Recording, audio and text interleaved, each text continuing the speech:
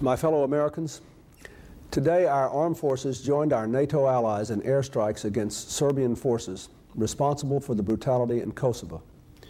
We have acted with resolve for several reasons.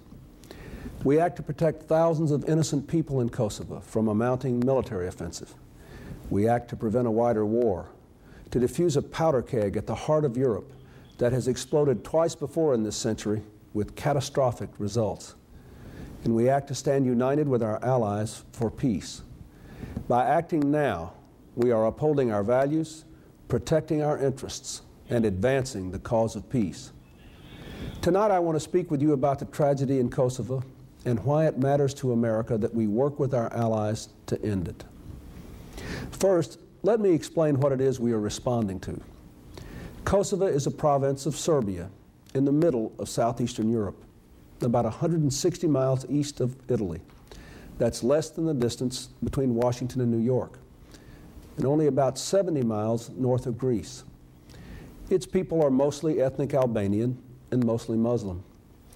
In 1989, Serbia's leader, Slobodan Milosevic, the same leader who started the wars in Bosnia and Croatia and moved against Slovenia in the last decade, stripped Kosovo of the constitutional autonomy its people enjoyed, thus denying them their right to speak their language, run their schools, shape their daily lives. For years, Kosovars struggled peacefully to get their rights back.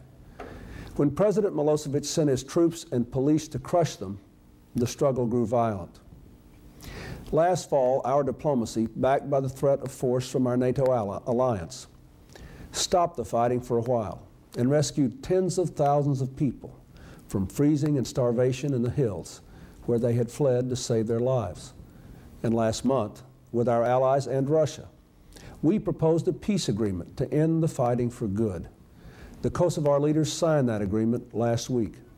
Even though it does not give them all they want, even though their people were still being savaged, they saw that a just peace is better than a long and unwinnable war. The Serbian leaders, on the other hand, refused even to discuss key elements of the peace agreement. As the Kosovars were saying yes to peace, Serbia stationed 40,000 troops in and around Kosovo in preparation for a major offensive and in clear violation of the commitments they had made. Now they've started moving from village to village, shelling civilians and torching their houses. We've seen innocent people taken from their homes, forced to kneel in the dirt and sprayed with bullets. Kosovar men dragged from their families, fathers and sons together, lined up, and shot in cold blood. This is not war in the traditional sense. It is an attack by tanks and artillery on a largely defenseless people whose leaders already have agreed to peace. Ending this tragedy is a moral imperative. It is also important to America's national interest. Take a look at this map. Kosovo is a small place, but it sits on a major fault line between Europe, Asia, and the Middle East, at the meeting place of Islam and both the Western and Orthodox branches of Christianity. To the south are our allies, Greece and Turkey. To the north, our new democratic allies in Central Europe. And all around Kosovo, there are other small countries struggling with their own economic and political challenges, countries that could be overwhelmed by a large new wave of refugees from Kosovo. All the ingredients for a major war are there. Ancient grievances, struggling democracies, and in the center of it all, a dictator in Serbia who has done nothing since the Cold War ended but start new wars and pour gasoline on the flames of ethnic and religious division. Sarajevo, the capital of neighboring Bosnia, is where World War I began. World War II and the Holocaust engulfed this region. In both wars, Europe was slow to recognize the dangers, and the United States waited even longer to enter the conflicts. Just imagine if leaders back then had acted wisely and early enough. How many lives could have been saved? How many Americans would not have had to die? We learned some of the same lessons in Bosnia just a few years ago. The world did not act early enough to stop that war either. And let's not forget what happened. Innocent people herded into concentration camps. Children gunned down by snipers on their way to school. Soccer fields and parks turned into cemeteries. 250,000 people killed, not because of anything they had done, but because of who they were. 2 million Bosnians became refugees. This was genocide in the heart of Europe, not in 1945, but in 1995. Not in some grainy newsreel from our parents' and grandparents' time, but in our own time, testing our humanity and our resolve. At the time, many people believed nothing could be done to end the bloodshed in Bosnia. They said, well, that's just the way those people in the Balkans are. But when we and our allies joined with courageous Bosnians to stand up to the aggressors, we helped to end the war. We learned that in the Balkans, inaction in the face of brutality simply invites more brutality. But firmness can stop armies and save lives. We must apply that lesson in Kosovo before what happened in Bosnia happens there too. Over the last few months, we have done everything we possibly could to solve this problem peacefully. Secretary Albright has worked tirelessly for a negotiated agreement. Mr. Milosevic has refused. On Sunday, I sent Ambassador Dick Holbrooke to Serbia to make clear to him again, on behalf of the United States and our NATO allies, that he must honor his own commitments and stop his repression or face military action. Again, he refused. Today, we and our 18 NATO allies agreed to do what we said we would do, what we must do to restore the peace. Our mission is clear: to demonstrate the seriousness of NATO's purpose so that the Serbian leaders understand the imperative of reversing course, to deter an even bloodier offensive against innocent civilians in Kosovo, and if necessary, to seriously damage the Serbian military's capacity to harm the people of Kosovo. In short, if President Milosevic will not make peace, we will limit his ability to make war. Now, I want to be clear with you.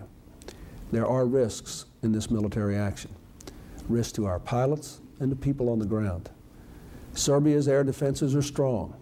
It could decide to intensify its assault on Kosovo, or to seek to harm us or our allies elsewhere.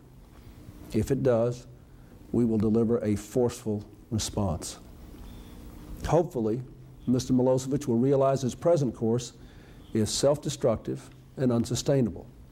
If he decides to accept the peace agreement and demilitarize Kosovo, NATO has agreed to help to implement it with a peacekeeping force. If NATO is invited to do so, our troops should take part in that mission to keep the peace. But I do not intend to put our troops in Kosovo to fight a war. Do our interest in Kosovo justify the dangers to our armed forces? I've thought long and hard about that question. I am convinced that the dangers of acting are far outweighed by the dangers of not acting, dangers to defenseless people and to our national interests. If we and our allies were to allow this war to continue with no response, President Milosevic would read our hesitation as a license to kill. There would be many more massacres, tens of thousands more refugees, more victims crying out for revenge. Right now, our firmness is the only hope the people of Kosovo have to be able to live in their own country without having to fear for their own lives. Remember, we asked them to accept peace, and they did. We asked them to promise to lay down their arms, and they agreed. We pledged that we, the United States, and the other 18 nations of NATO would stick by them if they did the right thing.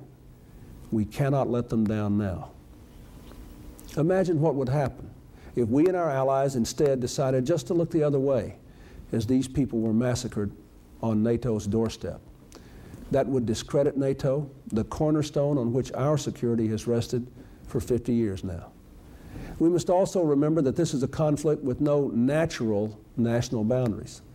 Let me ask you to look again at a map. The red dots are towns the Serbs have attacked.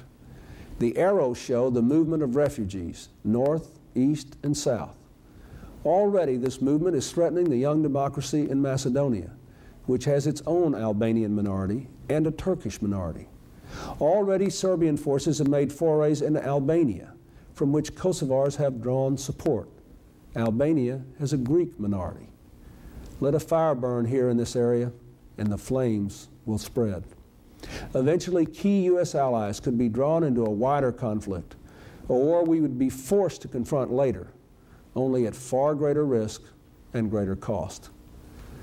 I have a responsibility as president to deal with problems such as this before they do permanent harm to our national interests.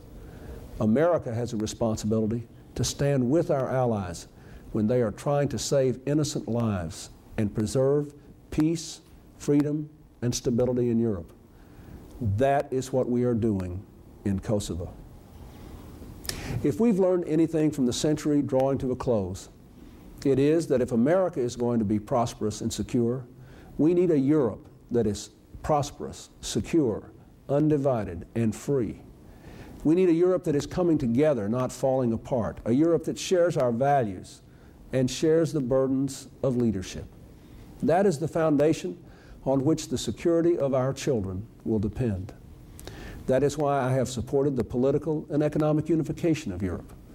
That is why we brought Poland, Hungary, and the Czech Republic into NATO and redefined its missions and reached out to Russia and Ukraine for new partnerships. Now, what are the challenges to that vision of a peaceful, secure, united, stable Europe? The challenge of strengthening a partnership with a democratic Russia that, despite our disagreements, is a constructive partner in the work of building peace. The challenge of resolving the tensions between Greece and Turkey and building bridges with the Islamic world.